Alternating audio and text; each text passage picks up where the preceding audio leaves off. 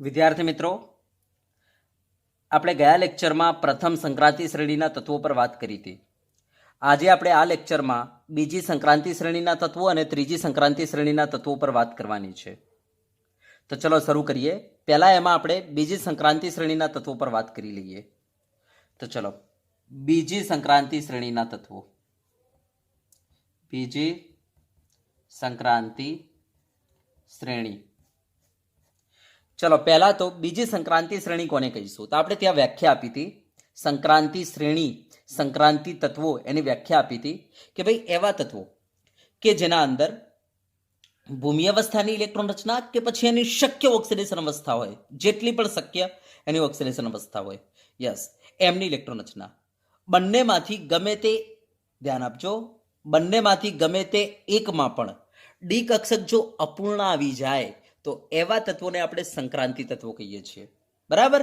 હા. અને એમાં પણ પ્રથમ સંક્રાંતિ શ્રેણીના તત્વો કોને કહીશું? તો જેના અંદર 3D કક્ષક અપૂર્ણ હોય એને કહેવાય પ્રથમ સંક્રાંતિ શ્રેણીના તત્વો. બરાબર? હા. આજે આપણે બીજી સંક્રાંતિ શ્રેણીના તત્વોની વાત કરવાની છે. તો અહીંયા આપણે બોલીશું ભાઈ 4D કક્ષક અપૂર્ણ હોય, યસ, એમની ભૂમિ અવસ્થાની ઇલેક્ટ્રોન રચના કે પછી એમની શક્ય ઓક્સિડેશન અવસ્થા જેટલી પણ હોય, યસ, એમની ઇલેક્ટ્રોન રચના ગમે તે એકમાં પણ જો 4D કક્ષક અપૂર્ણ હશે તો એવા તત્વોને આજથી આપણે કહી દઈશું બીજી સંક્રાંતિ શ્રેણીના તત્વો. યસ, યાદ આવ્યું ને? કાલે આપણે શું કહ્યું હતું? 3D કક્ષક અપૂર્ણ હોય તો એને કહેવાય પ્રથમ સંક્રાંતિ શ્રેણીના તત્વો. આજે આપણે શું કહીશું? ભાઈ 4D કક્ષક અપૂર્ણ હોય તો એને કહેવાય બીજી સંક્રાંતિ શ્રેણીના તત્વો. તો ચલો, બીજી સંક્રાંતિ શ્રેણીના તત્વોની આપણે વ્યાખ્યા લખીશું. તો આપણે લખીશું કે ભાઈ જે તત્વોમાં ભૂમિ અવસ્થાની ઇલેક્ટ્રોન રચના કે શક્ય ઓક્સિડેશન અવસ્થાની ઇલેક્ટ્રોન રચના, શક્ય ઓક્સિડેશન અવસ્થા, જેટલી પણ શક્ય ઓક્સિડેશન અવસ્થાઓ હોય એમની ઇલેક્ટ્રોન રચનામાં, બરાબર, ભૂમિ અવસ્થાની ઇલેક્ટ્રોન રચના કે શક્ય ઓક્સિડેશન અવસ્થાની ઇલેક્ટ્રોન રચનામાં, બરાબર, યસ, 4D કક્ષક અપૂર્ણ હોય. યાદ રાખજો, 3D કક્ષક અપૂર્ણ હોય તેને કહેવાય પ્રથમ સંક્રાંતિ શ્રેણીના તત્વો, અને જો 4D કક્ષક અપૂર્ણ હોય તો તેવા તત્વોને આપણે કહીશું બીજી સંક્રાંતિ શ્રેણીના તત્વો કહે છે. બરાબર? તો કોઈ પૂછી નાખે ભાઈ બીજી સંક્રાંતિ શ્રેણીના તત્વો કયા, તો જોઈ લો ભૂમિ અવસ્થાની ઇલેક્ટ્રોન રચના કે એની શક્ય ઓક્સિડેશન અવસ્થાની ઇલેક્ટ્રોન રચના ચેક કરી લો. જો કોઈ એકમાં પણ એમની 4D કક્ષક અપૂર્ણ દેખાઈ જાય તો કહી દે એને બીજી સંક્રાંતિ શ્રેણીનું તત્વ છે. હવે જો હું તમને પહેલા 5મા આવર્તમાં આવેલ ડી વિભાગના તત્વોનું લિસ્ટ આપી દઉં. બરાબર? તો જુઓ, 5મા આવર્તમાં આવેલ ડી વિભાગના તત્વોનું લિસ્ટ. તો જો પહેલું ઇટ્રિયમ, પછી ઝિર્કોનિયમ, નિયોબિયમ, મોલિબ્ડેનમ, ટેક્નેશિયમ, પછી રૂથેનિયમ, રોહડિયમ, પેલેડિયમ, બરાબર, પછી સિલ્વર, ઓકે, પેલેડિયમ, સિલ્વર, અને પછી આવે કેડમિયમ. બરાબર? યે જિંદગી નહીં મોહબ્બત તેરી, રો રોકર પુકારેગી આજ ચાંદની. બરાબર છે? ચલો, ઓકે, યસ. હા, હવે આપણે આમની ઇલેક્ટ્રોન રચનાઓ લખી દઈએ. તો જો આ 39 નંબરનું તત્વ છે ઇટ્રિયમ, તો આપણે આની ઇલેક્ટ્રોન રચના લખવા માટે પહેલા આપણે ક્રિપ્ટોન લખી દઈએ 36. બરાબર? યસ, ક્રિપ્ટોન, પછી આવે 5s2 એટલે 36, 37 ને 38 થઈ ગયો. યસ, અને હવે મારે 39 સુધી પહોંચાડવું છે તો હવે આવશે 4D1. ચલો, પછી ઝિર્કોનિયમ. તો ચલો, ઝિર્કોનિયમમાં શું આવશે? Krypton, 5s2, 4D2. ચલો, નિયોબિયમ, તો ક્રિપ્ટોન, 5s2, 4D3. ચલો, બરાબર, યસ. મોલિબ્ડેનમ, તો ક્રિપ્ટોન, 5s2, 4D4. ચલો, ટેક્નેશિયમ, તો ક્રિપ્ટોન, 5s2, 4d5. ચલો રૂથેનિયમમાં શું આવશે? Krypton 5s2 4d6. ચલો રૂથેનિયમમાં શું આવશે? બરાબર, આ રોડિયમમાં શું આવશે? Krypton 5s2 4d7. ચલો પેલેડિયમમાં ક્રિપ્ટોન 5s2 4d8. ચલો પછી સિલ્વરમાં ક્રિપ્ટોન 5s2 4d9 અને કેડમિયમમાં ક્રિપ્ટોન 5s2 4d10. યસ, તો આ ઇલેક્ટ્રોન રચનાઓ થઈ ગઈ. આ આઉબાઉ પાવલી અને હુન્ડના નિયમ મુજબ. હવે તમને ખબર છે કે આના અંદર એજીના નીચે એક અંડરલાઇન, પેલેડિયમના નીચે એક અંડરલાઇન, રૂથેનિયમના નીચે એક અંડરલાઇન, મીન્સ રોડિયમના નીચે એક અંડરલાઇન, રૂથેનિયમના નીચે એક અંડરલાઇન, ટેકનેશિયમ છોડી દો, મોલિબ્ડેનમના નીચે એક અંડરલાઇન, નિયોબિયમના નીચે અંડરલાઇન. એનો મતલબ કે આ જેટલી મેં અંડરલાઇનો કરેલી છે આ બધા અપવાદો છે. એનો મતલબ નિયોબિયમની ઇલેક્ટ્રોન રચના આઉબાઉ પાવલી અને હુન્ડના નિયમ મુજબ આ હોવી જોઈએ, પરંતુ જ્યારે એક્સપેરિમેન્ટ કરીને ચેક કરી તો આ નહોતી. અને શું હતી? તો ક્રિપ્ટોન આમાંથી એક ઇલેક્ટ્રોન આમાં ટ્રાન્સફર કરી દો તો 5s1 4d4 આ જોવા મળી હતી.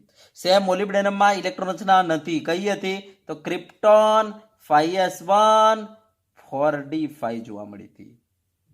એક ઇલેક્ટ્રોન આમાંથી આમાં ટ્રાન્સફર કરી લેવાનું.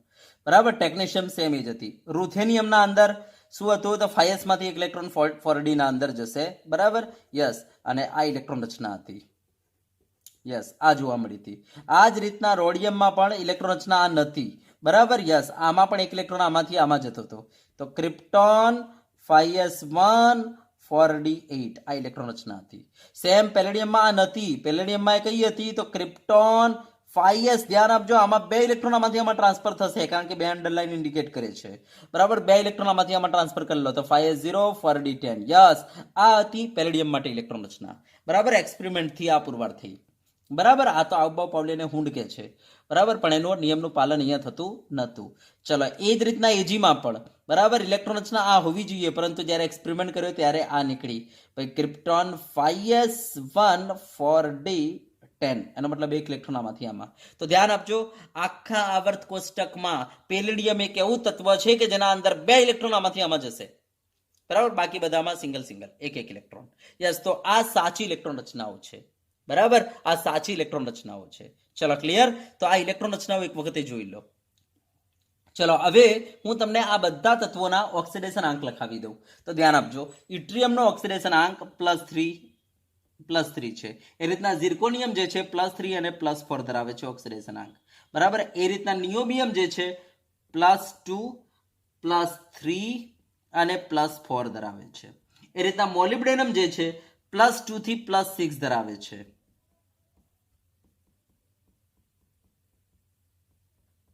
બરાબર. મોલિબ્ડેનમ. એ રીતના ટેકનેશિયમ જે છે એ +2 +4 +5 અને +7 ધરાવે છે ઓક્સિડેશન આંક ટેકનેશિયમ. હા, રૂથેનિયમ જે છે +2 થી લઈને +8 સુધી, +2 +3 +4 +5 +6 +7 અને +8 સુધી રૂથેનિયમ. હા, રોડિયમ જે છે +2 +3 બરાબર, રોડિયમ +4 અને +6 સુધી બતાવે છે રોડિયમ. બરાબર. યસ, +2 +3 +4 અને +6 સુધી. પેલેડિયમ જે છે ને એ +2 +3 અને +4 દર્શાવે છે, જ્યારે એજી +1 +2 અને +3 દર્શાવે છે, જ્યારે કેડમિયમ ઓનલી +2 દર્શાવે છે ઓક્સિડેશન આંક. ચલો બરાબર. યસ, તો ઓક્સિડેશન આંક જોઈ લેજો. ચલો હવે આપણે આમાંથી જોઈ લઈએ, આમાંથી કયા તત્વોને આપણે સંક્રાંતિ તત્વો કહીશું. ચલો એની વાત કરી લઈએ. અને એક બીજી વસ્તુ ધ્યાન આપજો કે આ બધા તત્વોને, આ જેટલા પણ મેં તત્વો લખ્યા ને, આ બધા તત્વોમાં તમે જોઈ શકો છો ઇલેક્ટ્રોન જે ભરાય છે શામાં ભરાય છે? 4d માં. માટે આ બધા તત્વોને આપણે 4d શ્રેણીના તત્વો કહી શકીએ. શું કહી શકીએ? આમને 4d શ્રેણીના તત્વો કહી શકીએ. હા, આમાંથી સંક્રાંતિ તત્વો કોને કહીશું? ચલો એની વાત કરી લઈએ. તો ધ્યાન આપજો, સંક્રાંતિ તત્વોની વ્યાખ્યા શું છે? યસ, અને એમાં બીજી સંક્રાંતિ શ્રેણીના તત્વોની વ્યાખ્યા એ છે કે જેના અંદર 4d કક્ષક અપૂર્ણ હોય. ચાહે એમની ભૂમિ અવસ્થાની ઇલેક્ટ્રોન રચના કે પછી શક્ય ઓક્સિડેશન અવસ્થાની ઇલેક્ટ્રોન રચના, ગમે તે એકમાં પણ જો 4d કક્ષક અપૂર્ણ હોય તો તેવા તત્વોને આપણે કહીશું સંક્રાંતિ તત્વો, એટલે કે બીજી સંક્રાંતિ શ્રેણીના તત્વો. તો ચલો મને બતાવજો, આમાંથી ઇટ્રિયમને કહેવાય બીજી સંક્રાંતિ શ્રેણીનું તત્વ? તો હા ભાઈ, જો 4d કક્ષક અપૂર્ણ છે, D1 એટલે અપૂર્ણ અને D10 એટલે પૂર્ણ. બરાબર, હા, D10 સિવાયના બાકીના બધાને શું કહેવાય? અપૂર્ણ કહેવાય. તો ચલો જુઓ, ઇટ્રિયમમાં તો ભૂમિ અવસ્થામાં ડી અપૂર્ણ છે, માટે સંક્રાંતિ તત્વ કહેવાય.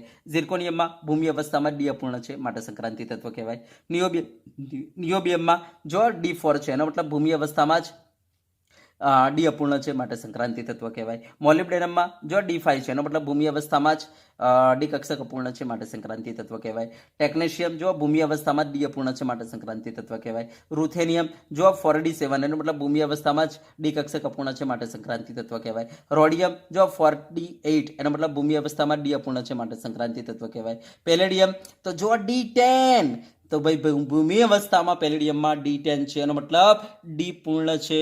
તો ચલો હવે એક કામ કરો, એની શક્ય ઓક્સિડેશન અવસ્થાઓ એ ચેક કરી લો. તો ચલો પહેલા તો Pd+2, Pd+3, Pd+4 ચલો બનાવો. તો જો Pd+2 બનાવીશ ને તો શું થઈ જશે ખબર છે? 4d8 થઈ જશે, એનો મતલબ ડી અપૂર્ણ થઈ ગઈ.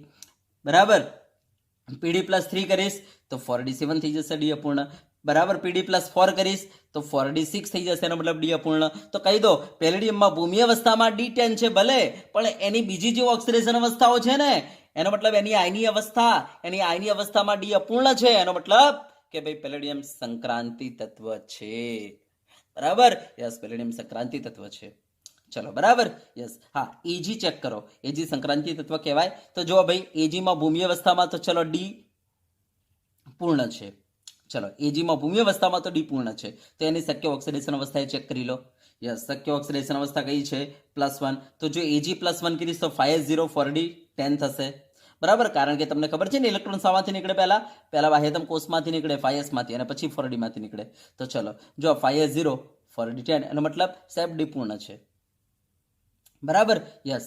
હા, તો ચલો ભાઈ, એના Ag+1 માં તો ડી પૂર્ણ છે, પણ Ag+2 ચેક કરો ને, +2 ઓક્સિડેશન અવસ્થા, તો 5s0 4d9 થઈ જશે. તો જો આ ડી શું આવી ગઈ?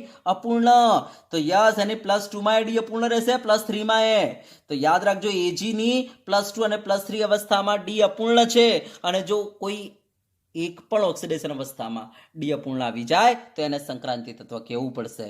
તો આ સંક્રાંતિ તત્વ છે અને આ સંક્રાંતિ તત્વ છે.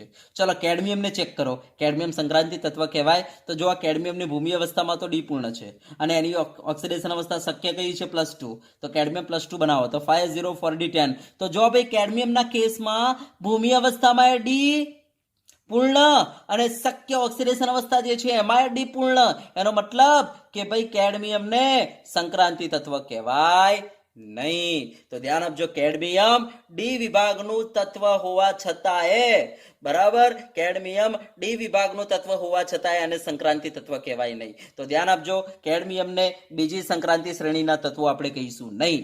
બરાબર, તો ધ્યાન આપજો, કેડમિયમ 4d શ્રેણીનું તત્વ છે, 4d શ્રેણીનું તત્વ છે કેડમિયમ.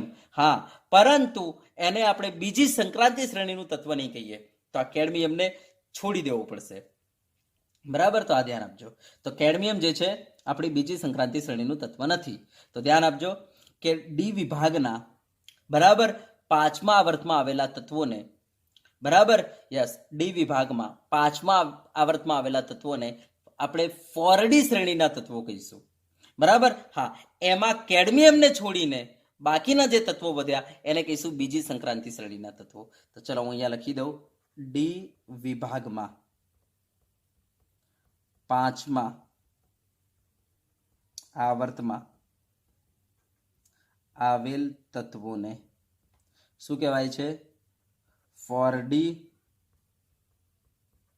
શ્રેણીના તત્વો કહે છે. બરાબર, યસ. આમાંથી કેડમિયમને છોડીને, બરાબર, કેડમિયમને છોડીને બાકીના તત્વોને બીજી સંક્રાંતિ શ્રેણીના તત્વો કહેવાય. બરાબર, તત્વો કહેવાય. તો ધ્યાન આપજો, કેડમિયમને છોડીને આપણે બાકીના જે તત્વો વધ્યા એમને કહીશું બીજી સંક્રાંતિ શ્રેણીના તત્વો. ચલો, ક્લિયર છે? યસ. ચલો, હવે આપણે તમને આનો જવાબ આપીશું કે ભાઈ તમને આ રીતના પ્રશ્ન પૂછે કે ભાઈ કેડમિયમ જે છે ડી વિભાગનું તત્વ હોવા છતાં કેમ એને સંક્રાંતિ તત્વ કહેવામાં આવતું નથી. બરાબર, યસ. જો આવો તમને પ્રશ્ન પૂછે તો ચલો આનો જવાબ તમે કેવી રીતના આપશો. અને એક બીજો તમને આવો એ પ્રશ્ન પૂછશે, પેલેડિયમ અને એજીમાં બરાબર D10 હોવા છતાંય કેમ પેલેડિયમ અને એજીને સંક્રાંતિ તત્વ ગણવામાં આવે છે. યસ, તમને આવો એ પ્રશ્ન પૂછી શકે. બરાબર, તો ચલો બંનેને આપણે જવાબ આપીએ. પહેલા હું તમને આ જવાબ આપી દઉં છું કે ભાઈ કેડમિયમ જે છે, બરાબર, કેડમિયમ જે છે યસ ડી વિભાગનું તત્વ હોવા છતાંય કેમ એને સંક્રાંતિ તત્વ કહેવામાં આવતું નથી. યસ, તો આનો જવાબ આપણે કેવી રીતના લખીશું તો ચલો હું તમને લખાવી દઉં. તો ધ્યાન આપો.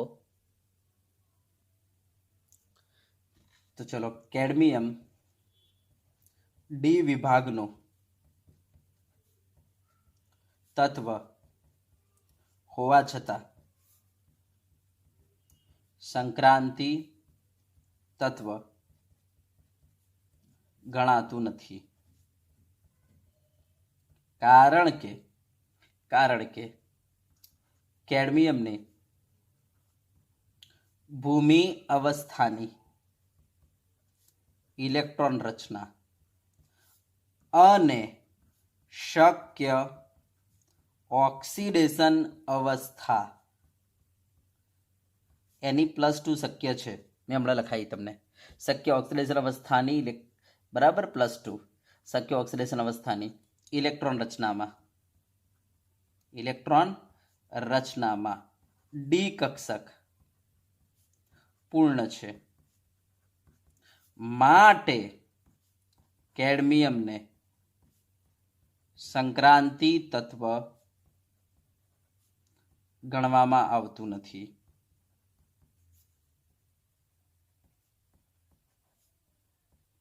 બરાબર, ચલો કેડમિયમની જો પહેલા હું ઇલેક્ટ્રોન રચના લખી દઉં. કેડમિયમની ઇલેક્ટ્રોન રચના કઈ છે તો ક્રિપ્ટોન 5s2 4d10 છે. આ એની ભૂમિ અવસ્થા જેના અંદર ડી કેવી છે 10. હવે એની શક્ય ઓક્સિડેશન અવસ્થા કઈ છે તો કેડમિયમ +2. ચલો, આની ઇલેક્ટ્રોન રચના લખવી છે તો ક્રિપ્ટોન. હવે 2 ઇલેક્ટ્રોન કાઢવા છે તો તમને ખબર છે ચોથો ને પાંચમો તો પેલા બાહ્યતમ કોષમાંથી નીકળે તો 5s માંથી કાઢી નાખો 5s0 4d10. તો જો એની ઓક્સિડેશન અવસ્થામાં D10 છે. માટે આપણે કહીશું કે ભાઈ કેડમિયમ જે છે ડી વિભાગનું તત્વ હોવા છતાંય આને સંક્રાંતિ તત્વ ગણવામાં આવતું નથી. ચલો, બરાબર, યસ. બીજો આપણને પ્રશ્ન કરશે કે ભાઈ પેલેડિયમ અને એજીમાં D10 હોવા છતાં સંક્રાંતિ તત્વ ગણાય છે, તત્વ કહેવાય છે. કારણ આપો. તો આપણે કહીશું કારણ કે પીડી અને એજીમાં ભૂમિ અવસ્થામાં D10 છે, પરંતુ તેમની ઓક્સિડેશન અવસ્થાની ઇલેક્ટ્રોન રચનામાં ડી અપૂર્ણ છે. ડી કેવી છે? અપૂર્ણ છે. જેમ કે પીડીની +2 +3 +4 માં ડી અપૂર્ણ છે તથા એજીની બરાબર +2 +3 માં ડી અપૂર્ણ છે. માટે આપણે કહી દઈએ કે ભાઈ D10 હોવા છતાંય અમને સંક્રાંતિ તત્વ કહેવાય છે. ચલો, હવે ધ્યાન આપજો, હું અહીંયા ઇલેક્ટ્રોન રચનાઓ લખી દઉં. એજીની ઇલેક્ટ્રોન રચના શું છે તો ભાઈ ક્રિપ્ટોન, બરાબર, ક્રિપ્ટોન. ધ્યાન આપજો, એજીની ઇલેક્ટ્રોન રચના ક્રિપ્ટોન 5s1 4d10 છે, બરાબર. આ એજીની ઇલેક્ટ્રોન રચના છે. હવે આપણે જો આમાં Ag+2 લખીએ, ધ્યાન આપજો, Ag+2 લખીએ તો શું થઈ જશે? ક્રિપ્ટોન 5s0 4d9 થઈ જશે. જો ડી શું આવી? અપૂર્ણ આવી ને, પછી એ જ રીતના Ag+3 લખીએ આપણે, કારણ કે એની +3 છે ને. યસ, તો બોલો શું થઈ જશે? ક્રિપ્ટોન. બોલો 5s0. 4d શું થઈ જશે? બોલો 4d શું થઈ જશે? 3 કાઢવાના છે, એક આમાંથી કયો? 2 આમાંથી જ કાઢો, તો 4d8. તો તમે જોઈ શકો છો, જો આ ને આ ઓક્સિડેશન અવસ્થામાં ડી કેવી છે? અપૂર્ણ છે. માટે આપણે એને કહીશું કે ભાઈ ભલે ભૂમિ અવસ્થામાં D10 છે, પણ એની શક્ય ઓક્સિડેશન અવસ્થામાં ડી અપૂર્ણ છે, માટે Ag શું છે? આપણે કહી શકીએ સંક્રાંતિ તત્વ કહેવાય. ચલો, આ જ રીતના હું પેલેડિયમની વાત કરી લઉં. તો પેલેડિયમની ઇલેક્ટ્રોન રચના કેવી છે? તો ક્રિપ્ટોન, બરાબર, ક્રિપ્ટોન પેલેડિયમમાં ક્રિપ્ટોન 5s0 અને 4d10 છે. હવે જો આ ક્રિપ્ટોન, હવે જો આ પેલેડિયમની તમે +2 લઈ લો, +3 લઈ લો, +4 લઈ લો, આ બધામાં ડી અપૂર્ણ થઈ જશે. જેમ કે જો હું પેલેડિયમ +2 જ ખાલી લઈ લઉં છું.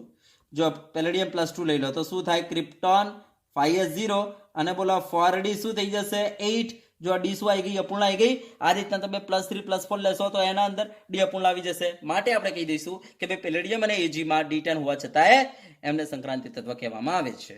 ચલો, ક્લિયર છે? યસ. તો આ આપણું થઈ ગયો, બરાબર, બીજી સંક્રાંતિ શ્રેણી. ચલો, હવે આપણે તમને બતાવીએ ત્રીજી સંક્રાંતિ શ્રેણી. ચલો, બરાબર, યસ.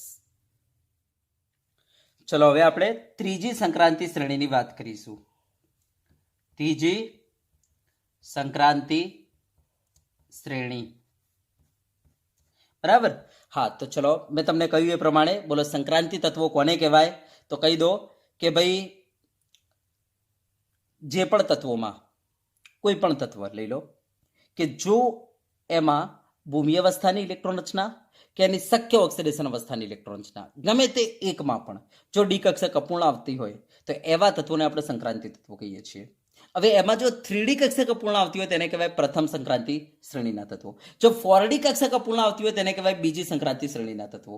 એ જ રીતના બોલો 5D કક્ષક અપૂર્ણ આવતી હોય તો બોલો એવા તત્વોને શું કહેવાય? ત્રીજી સંક્રાંતિ શ્રેણીના તત્વો. તો ચલો, ત્રીજી સંક્રાંતિ શ્રેણીના તત્વો કોને કહેવાય? તો આપણે કહીશું જે તત્વોમાં, બરાબર, ભૂમિ અવસ્થાની ઇલેક્ટ્રોન રચના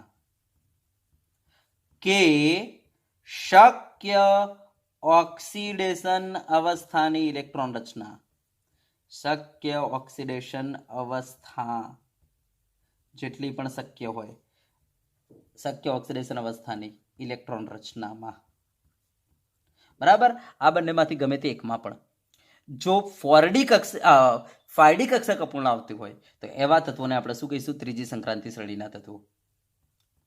5D કક્ષક અપૂર્ણ હોય તો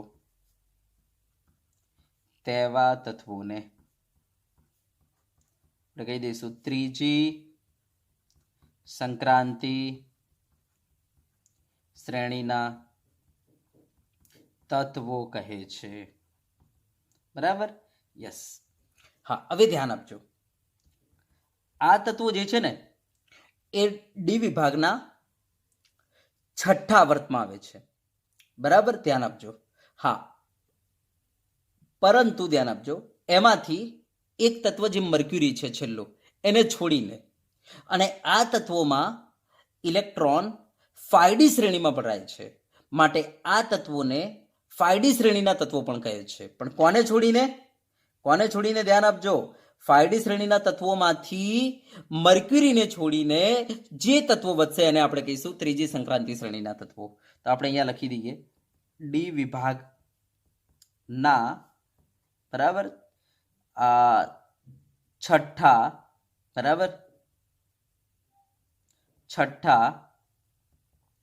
આવર્તમાં આવેલ તત્વોને બોલો શું કહીશું આપણે? એ દરેકના અંદર 5D માં ઇલેક્ટ્રોન ભરાય છે તો 5D શ્રેણીના તત્વો કહે છે, બરાબર. યસ. આ તત્વોને ત્રીજી સંક્રાંતિ શ્રેણીના તત્વો કહેવાય. પણ કોને છોડીને? મર્ક્યુરીને છોડીને. આ તત્વોને ત્રીજી સંક્રાંતિ શ્રેણીના તત્વો કહે છે, બરાબર, Hg ને છોડીને. કોને છોડીને? Hg ને છોડીને. તો ધ્યાન આપજો, ડી વિભાગના છઠ્ઠા વર્તમાં આવેલા તત્વોને આપણે શું કહીશું? તો 5D શ્રેણીના તત્વો કહીશું. બરાબર, યસ. અને એમને ત્રીજી સંક્રાંતિ શ્રેણીના તત્વો પણ આપણે કહી શકીએ. હા, પણ કોને છોડીને? મર્ક્યુરીને છોડીને. તો ધ્યાન આપજો, આમને આપણે બરાબર 5D શ્રેણીના તત્વો પણ કહી શકીએ, પણ મર્ક્યુરીને છોડીને. ચલો, બરાબર. હવે પ્રશ્ન છે કે કેમ મર્ક્યુરીને આપણે બરાબર ત્રીજી સંક્રાંતિ શ્રેણીના તત્વો નથી કહેતા? કેમ મર્ક્યુરીને આપણે સંક્રાંતિ શ્રેણીના તત્વો નથી કહેતા? બરાબર, ચલો એની વાત કરી લઈએ. તો પહેલા હું અહીંયા 5D શ્રેણીના જેટલા પણ તત્વો છે બધા લખી દઈશ અને પછી એનો તમને જવાબ આપીશ. તો ચલો, પહેલા તો 5D શ્રેણીના તત્વો બધા હું અહીંયા લખી દઉં છું. તો ચલો, પહેલો લેન્થેનમ છે, પછી હાફનિયમ છે, પછી ટેન્ટેલમ છે, ટંગસ્ટન છે, પછી રેનિયમ છે, પછી ઓસ્મિયમ છે, પછી ઇરિડિયમ છે, પછી પ્લેટિનમ છે, પછી મર્ક્યુરી ગોલ્ડ છે અને પછી મર્ક્યુરી છે. બરાબર, યસ. હા, હવે આમની પહેલાં ઇલેક્ટ્રોન રચનાઓ આપણે લખી દઈએ. જો ભાઈ, લેન્થેનમ જે છે 57 નંબરનું તત્વ છે. તો જો આમને આપણે ભરવા હોય તો પહેલાં ઝેનોન ભરી નાખો, બરાબર 54, અને પછી 6s2 ભરી નાખો એટલે 54 ને 2 56 થઈ જાય, અને પછી 4f ની વારી આવશે એટલે 56 ને 1 57 થઈ જશે. ચલો, બરાબર. તો આ લેન્થેનમ થઈ ગયું. બરાબર, આ લેન્થેનમ થઈ ગયું. તો આપણે આઉબા પાવલી અને હુનના નિયમ અનુસાર લેન્થેનમની ઇલેક્ટ્રોન રચના આ બનવી જોઈએ. હવે 4f પછી તમને ખબર છે 5D આવે, પણ 5D 0 છે કારણ કે ત્યાં ઇલેક્ટ્રોન છે નહીં. ચલો, બરાબર, યસ. હવે હાફ નિયમની જો ઇલેક્ટ્રોન રચના લખવી હોય તો હાફ નિયમનો નંબર છે 72. બરાબર, તો ચલો શું થશે? ઝેનોન લખી દો, 6s2 લખી દો એટલે તમારા 54 ને 2 56 થઈ ગયા, અને પછી 4f14 લખી દો, બરાબર, એટલે તમારા 70 થઈ જશે. બરાબર, હા. અને મારે 72 સુધી પહોંચવું છે તો 5D2 કરી દો, આ તમારા 72 થઈ જશે. ચલો, બરાબર, યસ. એ રીતના ટેન્ટેલમ લખવું છે તો ઝેનોન 6s2 4f14 અને આ 5D3 થઈ જશે. એ રીતના ટંગસ્ટન લખવું છે તો ઝેનોન 6s2 4f14 બરાબર અને 5D4 થઈ જશે. ચલો, એ રીતના રેનિયમ લખવું છે તો ઝેનોન 6s2 4f14 અને 5D5 થઈ જશે. રીતના ઓસ્મિયમ લખવું છે તો ઝેનોન 6s2 4f14 બરાબર અને 5D6 થઈ જશે. ઇરિડિયમ લખવું છે તો ઝેનોન 6s2 4f14 અને 5D7 થઈ જશે. પ્લેટિનમ લખવું છે તો ઝેનોન 6s2 4f14 અને 5D8 થઈ જશે. Au લખવું છે તો ઝેનોન 6s2 4f14 અને 5D9 થઈ જશે. મર્ક્યુરી લખવું છે તો ઝેનોન બરાબર 6s2 4f14 અને 5D10 થઈ જશે. ચલો, ક્લિયર છે? યસ. તો આઉબાઉ પાવલી અને હુનના નિયમ પ્રમાણે આ એમની ઇલેક્ટ્રોન રચનાઓ બનશે. યસ. હવે જ્યારે એક્સપેરિમેન્ટ કરવામાં આવ્યો અને લેન્થેનમની ઇલેક્ટ્રોન રચના જોવામાં આવી તો આ નથી. યસ, આમાં એફમાંથી ઇલેક્ટ્રોન ડીના અંદર ટ્રાન્સફર થઈ ગયેલો હતો. એનો મતલબ આ ઝેનોન 6s2 એમનેમ જ 4f0 અને 5D1 થઈ ગયો હતો.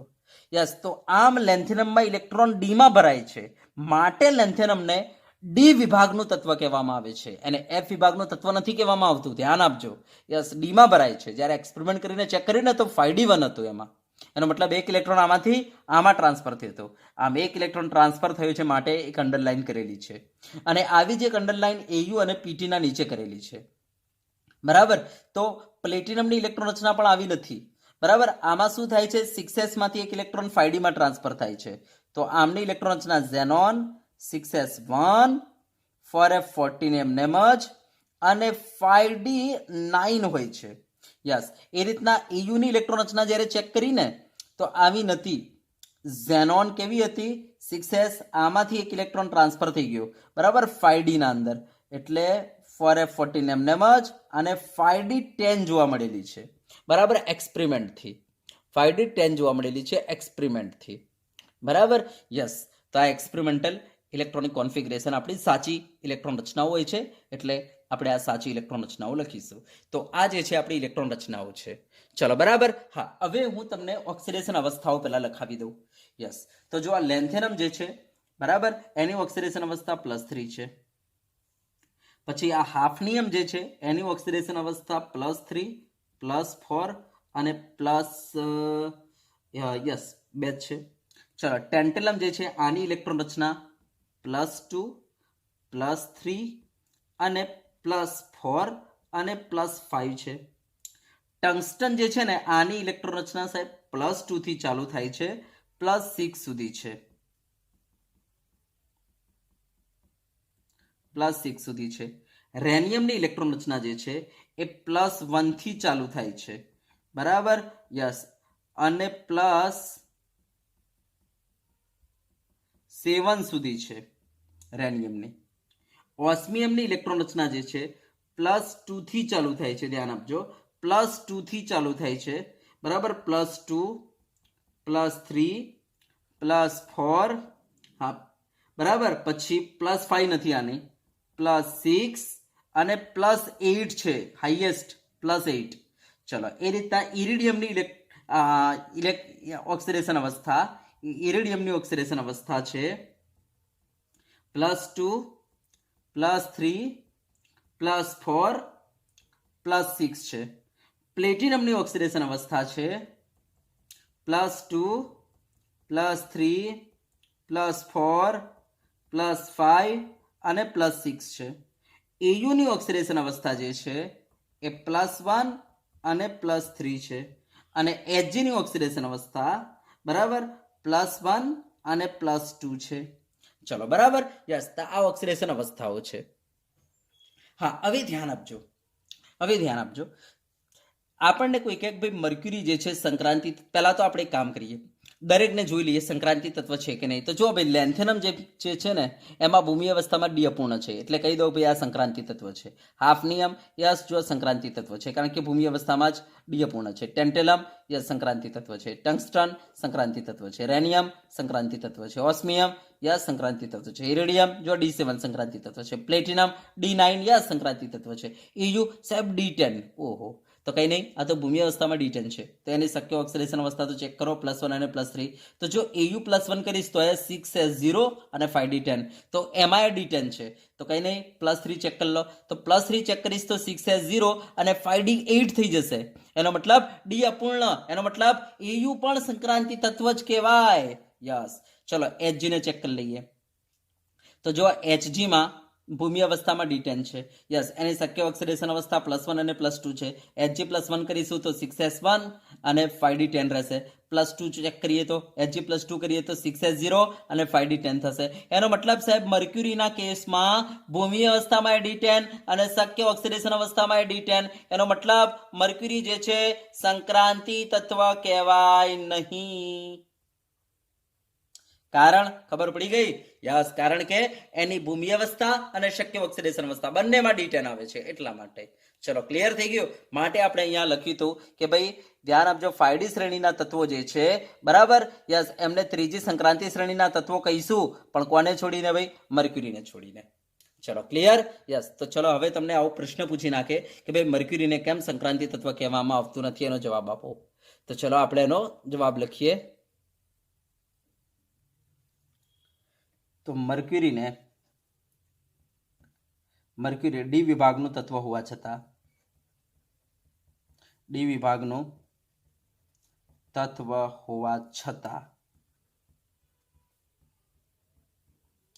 સંક્રાંતિ તત્વ કહેવાતું નથી, કારણ કે HG માં ભૂમિ અવસ્થા તથા શક્ય ઓક્સિડેશન અવસ્થા, કઈ કઈ શક્ય ઓક્સિડેશન અવસ્થાઓ છે એની? +1 અને +2 ની ઇલેક્ટ્રોન રચનામાં ડી પૂર્ણ છે, D10 છે, માટે તેને સંક્રાંતિ તત્વ કહેવાતું નથી. કહેવાય નહીં. ચલો બરાબર, જો હું મર્ક્યુરીની ઇલેક્ટ્રોન રચના લખી દઉં. મર્ક્યુરી ઇલેક્ટ્રોન રચના શું બનશે એની? તો xenon xenon xenon 6s2 4f14 અને 5d10. બરાબર. ચલો હવે Hg+1 એની લખીને ચેક કરી લો. તો ઝેનોન 6s1 4f14 5d10. ચલો Hg+2 લખીને ચેક કરી લો. તો ઝેનોન 6s0 4f14 અને 5d10. જો બધામાં શું છે? d10 જ છે. યસ, માટે સમજી ગયા ને? યસ. તો પેલો આપણને આ પ્રશ્ન પૂછે તો આપણે લખી શકતા હોવા જોઈએ. ચલો બીજો પ્રશ્ન આપણને એવું કરે કે ભાઈ એયુમાં d10 છે છતાં પણ એને કેમ સંક્રાંતિ તત્વ કહેવાય છે? પૂછે એયુમાં d10 છે છતાં સંક્રાંતિ તત્વ કહેવાય છે. બરાબર. ચલો કારણ તો કહી દો. કારણ કે એયુમાં ભૂમિ અવસ્થામાં d10 છે. ભૂમિ અવસ્થાની ઇલેક્ટ્રોન રચનામાં d10 છે, પરંતુ તેની +3 ઓક્સિડેશન અવસ્થાની ઇલેક્ટ્રોન રચનામાં ડી અપૂર્ણ છે, માટે એને સંક્રાંતિ તત્વ કહેવાય છે. સમજી ગયા? ચલો જો હું એયુની ઇલેક્ટ્રોન રચના પહેલા લખી દઉં. ચલો શું છે? ઝેનોન બરાબર, એયુ માટે ઝેનોન 6s1 4f14 અને 5d10 હમણાં મેં લખી હતી. બરાબર. ચલો હવે જુઓ Au+3 આપણે લખીએ તો શું થાય? તો ઝેનોન પહેલા 6s માંથી કાઢો અને પછી 5d માંથી કાઢો.